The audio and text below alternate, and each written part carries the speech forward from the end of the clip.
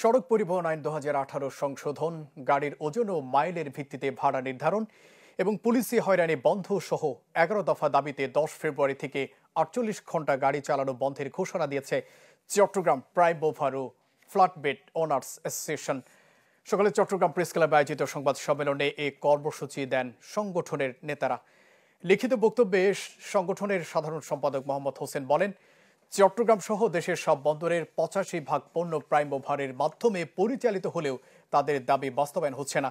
নতুন prime মুভারের registration সংক্রান্ত জটিলতা দূরীকরণ, আরোপিত ভ্যাট ও অন্যান্য ফি প্রত্যাহার, অগ্রিম আয়কর সর্বোচ্চ 10,000 টাকায় নামিয়ে আনা, চালকদের একবারেই ভারী লাইসেন্স দেয়া এবং বিভিন্ন স্কেল ও ব্রিজের লোড কন্ট্রোলের নামে চাঁদাবাজি বন্ধ সহ 11 দফা দাবি তুলে ধরা হয় সংবাদ সম্মেলনে।